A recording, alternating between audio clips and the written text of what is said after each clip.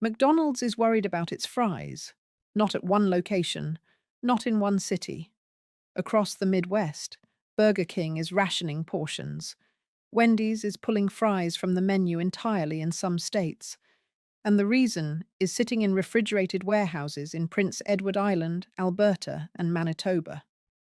$2.7 billion worth of frozen French fries that used to flow south across the border without a second thought, until Mark Carney decided American fast food is not Canada's problem anymore. Trump demanded priority access to Canadian potatoes, claimed food security gives America the right to Canadian agricultural output, suggested Canada should guarantee supply to American restaurants before serving anyone else. He called it a strategic necessity, a matter of economic integration, a simple request between neighbours. Carney's response was 4 words: Canadian potatoes feed Canadians, and now 86% of American frozen French fry imports are on hold. Not because Canada banned exports, because Canada is prioritizing domestic food security and export diversification over automatic American access. The United States imports 1.44 million tons of frozen fries annually. 1.2 million tons come from Canada. And that supply just became conditional instead of guaranteed. Today, we are showing you why potatoes became the newest front in the Canada-United States trade war. How much American fast food actually depends on Canadian agriculture. What Carney is building that makes saying no to Trump possible. And why French fries are about to teach America the same lesson: oil, lumber, and steel already taught. You cannot weaponize trade against the country that controls your supply chain. But before we dive into this story, if you appreciate in-depth analysis like this, hit that like button and subscribe to stay informed on the stories that truly matter. Let's start with why Canadian potatoes matter more than you think. Potatoes are Canada's 5th largest crop, 2 billion in farm receipts annually. But the real money is not in fresh potatoes. It is in frozen French fries. 2.7 billion in exports. 90% of that goes to the United States. The United States does not produce enough frozen fries to meet domestic demand.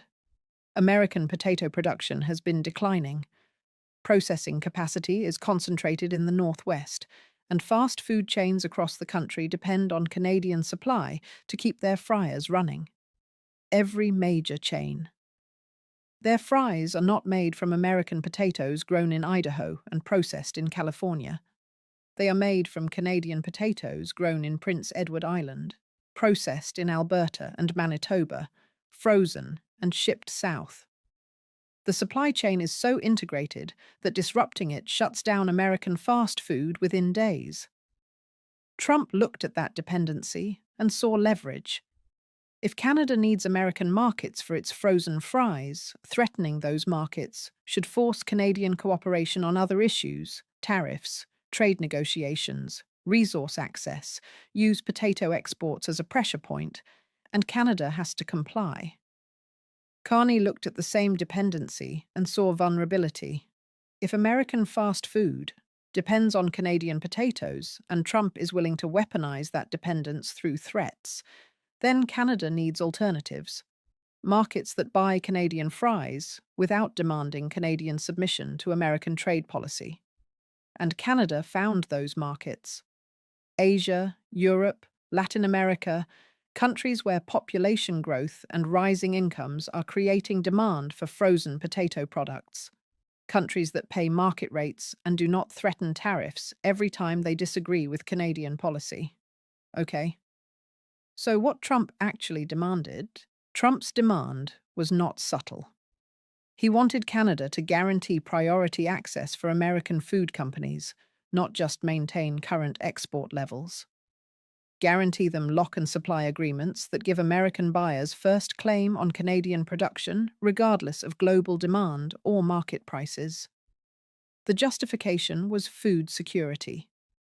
Trump argued that integrated North American supply chains mean Canadian agriculture serves American needs, that decades of trade relationships create obligations, that Canada cannot simply redirect exports to other markets when American companies have built business models around Canadian supply. The implied threat was clear. If Canada does not guarantee supply, Trump imposes tariffs. If Canada redirects exports to Asia or Europe, Trump blocks Canadian potato imports entirely. If Canada tries to use agricultural exports as leverage, Trump retaliates across every sector of the Canadian economy. It is the same playbook Trump has used on oil, lumber, steel, and critical minerals. Identify Canadian resources American industries depend on.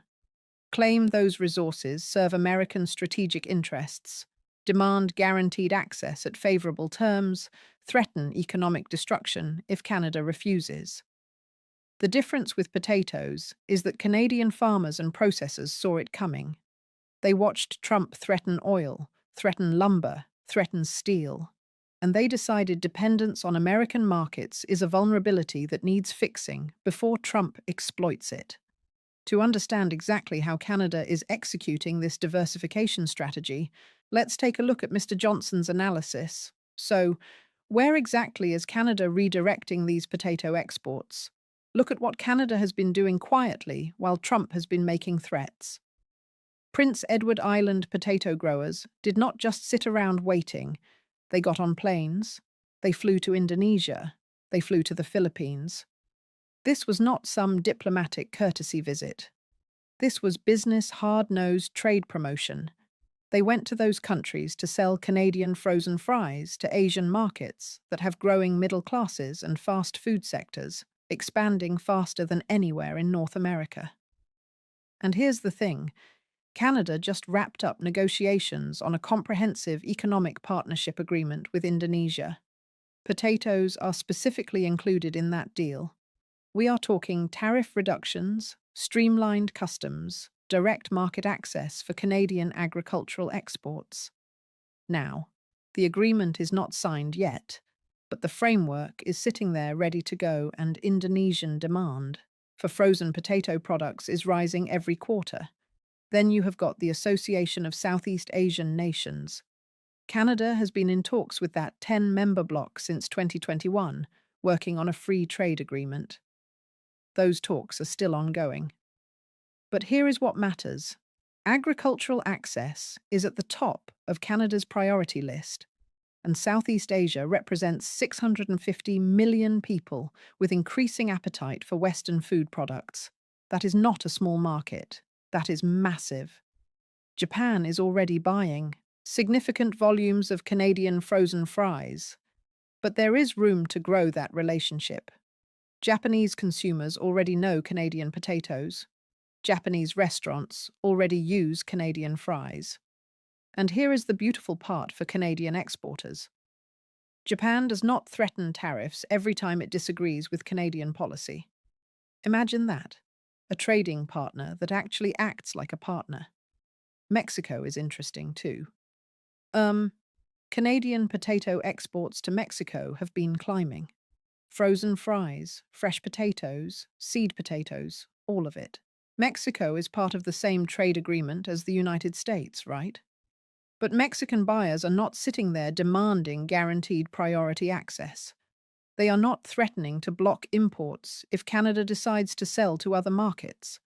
They just buy what they need at market rates, and everyone moves on. Europe presents another opportunity. Belgium is the largest potato importer on the planet. France is the largest exporter. But European demand for frozen products creates openings for Canadian suppliers who know how to compete. And Europe pays market rates without treating agricultural trade like some kind of geopolitical chess piece. So, think about what this means. Every market Canada develops is a market that does not need American approval. Every buyer Canada lines up is a buyer that does not come with political strings attached. And every single ton of frozen fries that gets sold to Asia or Europe is a ton that American fast food chains can no longer just assume belongs to them. What does this mean for American fast food chains? Here is something people do not think about enough. McDonald's does not own potato farms. Neither does Burger King. Wendy's does not either. They all contract with suppliers. And those suppliers depend entirely on Canadian processors who depend on Canadian farmers. The whole supply chain works because it has always been predictable. You know how it goes. Harvest happens, processing happens, freezing happens, shipping happens, restaurants get their fries. Simple. But that predictability, it is ending. And not because Canada is banning exports or anything dramatic like that. It is ending because Canada is finally treating American buyers the exact same way. American buyers have been treating Canadian suppliers for decades as customers, just customers, not guaranteed markets, not automatic sales. Customers who have to compete with other buyers for limited supply. Think about it from the Canadian side. When Trump threatens tariffs on Canadian potatoes, what are Canadian processors hearing? They are hearing that American demand comes with political conditions.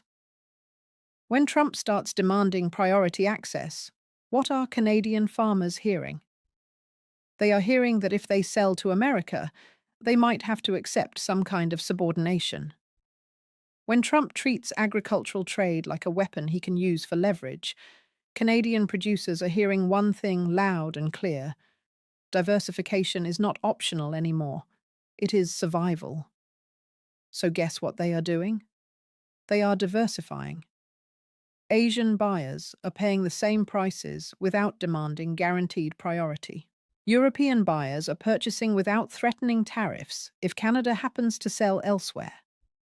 Mexican buyers are signing contracts without claiming that geopolitical necessity gives them some kind of first claim on supply. American fast food chains are finally discovering something uncomfortable. Their fries are not automatically Canadian. They are conditionally Canadian. And the conditions include one simple thing. Treat Canada like a supplier with options, not like some captive source that has obligations. You are seeing fries disappear from menus, not because Canada banned exports, because Canadian suppliers are redirecting volume to markets that do not threaten them every other week. American chains that just assumed Canadian fries would always be sitting there available whenever they wanted are learning a hard lesson. Assumptions are not contracts, and contracts that get signed under threat, those are not worth the paper they are printed on. Is this just about potatoes, or is there something bigger happening here? Potatoes are not unique here. They are part of something much bigger, a pattern. Canadian resources that American industries have depended on for decades are becoming conditional instead of guaranteed. We are talking about oil, lumber, steel, electricity, critical minerals, water, and now potatoes. Every single one of these resources follows the exact same logic. American industries built entire business models around Canadian supply. Canadian governments let that dependence develop because partnership seemed like it benefited both sides. Then Trump came along and turned partnership into pressure, and that pressure turned dependence into vulnerability. Carney's response has been the same across every single sector. Build alternatives. Find buyers who will pay without threatening you. Create markets that do not require American approval. And make Canadian supply conditional on Canadian priorities instead of American demands. Look at oil. You are seeing Canadian crude flowing to Asian refineries instead of going exclusively south to Texas. Pipelines to the Pacific coast, export terminals on the Atlantic. Every barrel that gets sold to a non-American buyer is a barrel that American refineries cannot just assume they control anymore. Lumber is the same story. Trade deals with Europe and Asia are creating new markets for Canadian wood products. American construction still depends heavily on Canadian lumber, but Canadian mills are finding buyers who will purchase without threatening tariffs every 2 years, like clockwork. Electricity. Canada is building transmission lines connecting Canadian provinces instead of just feeding American grids. Hydro-Quebec power, staying in Canada instead of automatically flowing down to New York.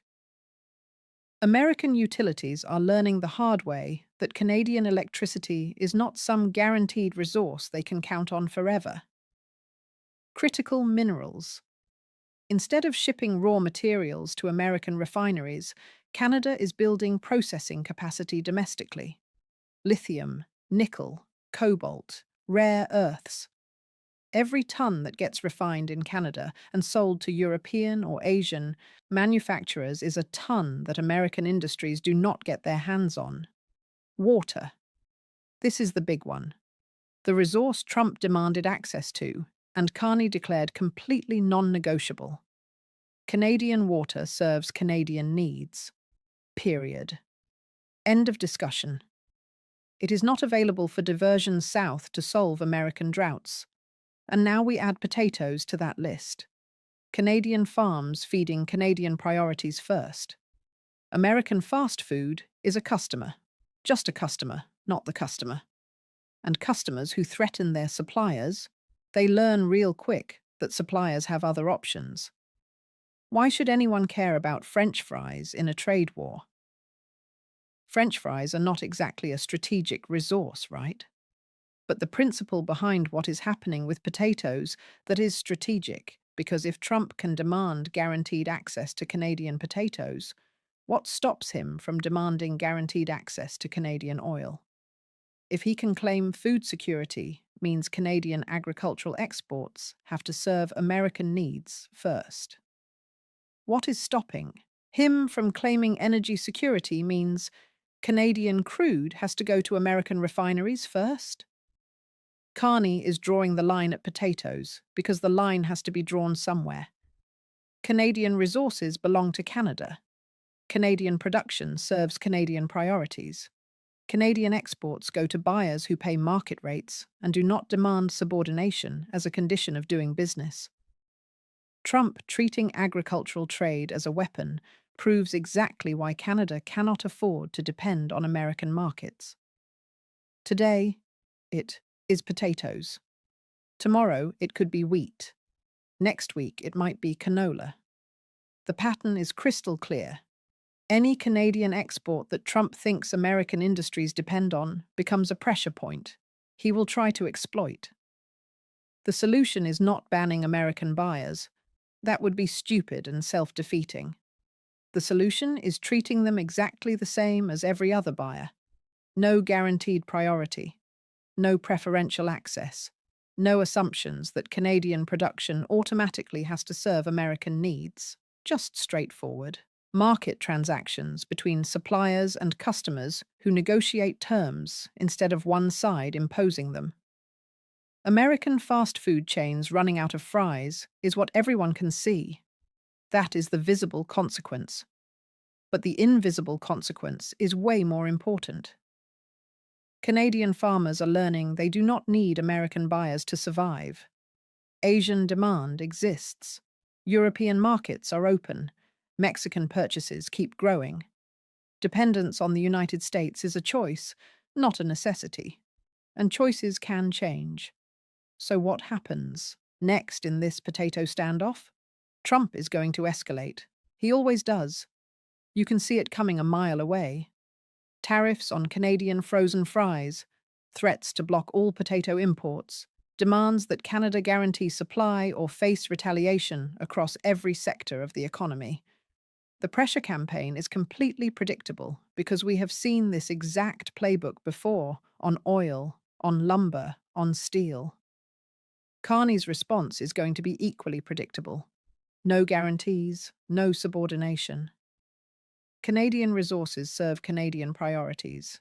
If American buyers want access, they can negotiate as customers, not as owners, not as some authority with the right to demand whatever they want. As customers competing with other buyers for limited supply, Canadian potato processors are already adapting to this new reality. They are signing contracts with Asian buyers, setting up partnerships with European distributors, working out export agreements with Mexican chains. Every single alternative market is like an insurance policy against American threats. And insurance policies pay off exactly when the risk becomes real. American fast food is adapting to smaller portions, menu changes, substitute products, anything to avoid depending on a supplier who flat out refuses to guarantee priority access. The adaptation is painful.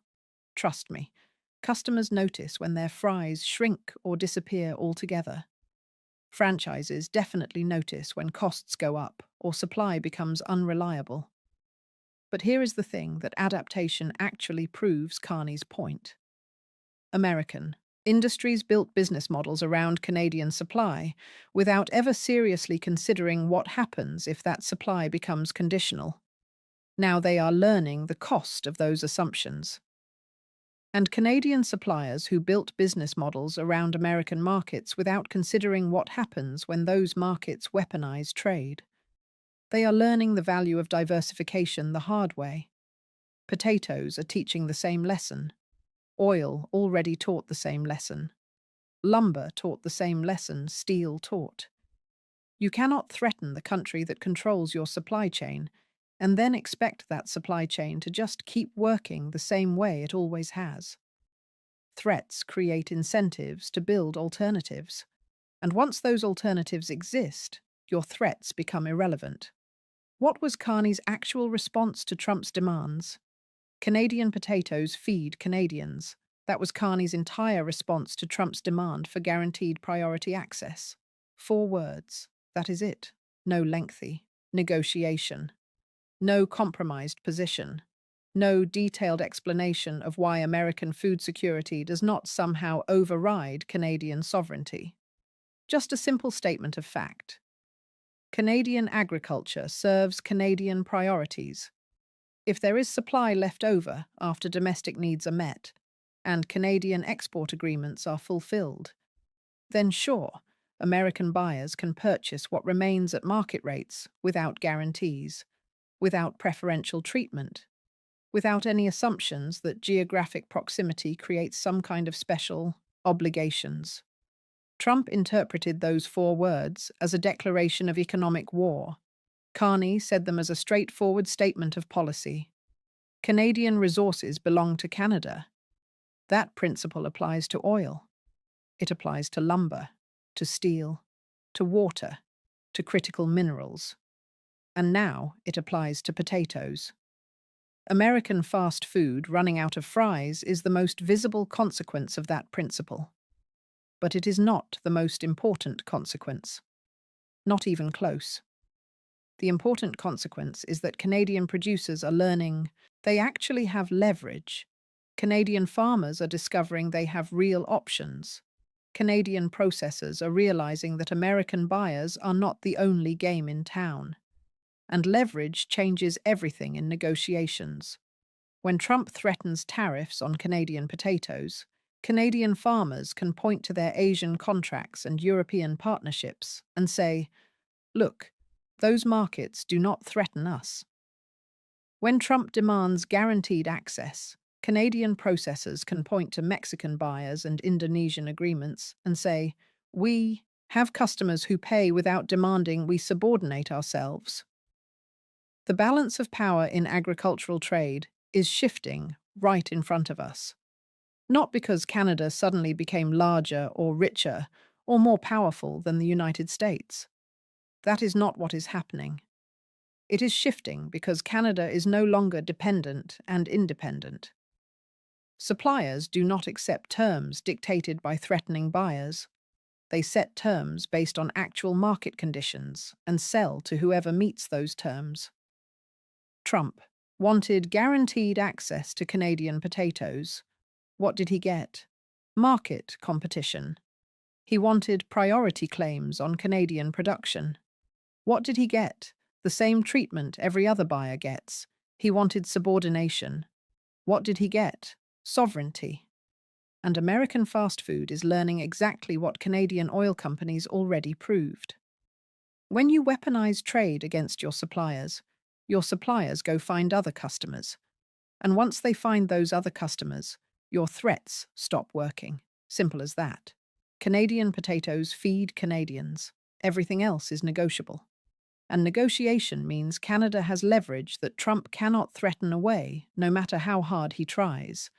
That is what American fast food is learning right now. One empty fryer at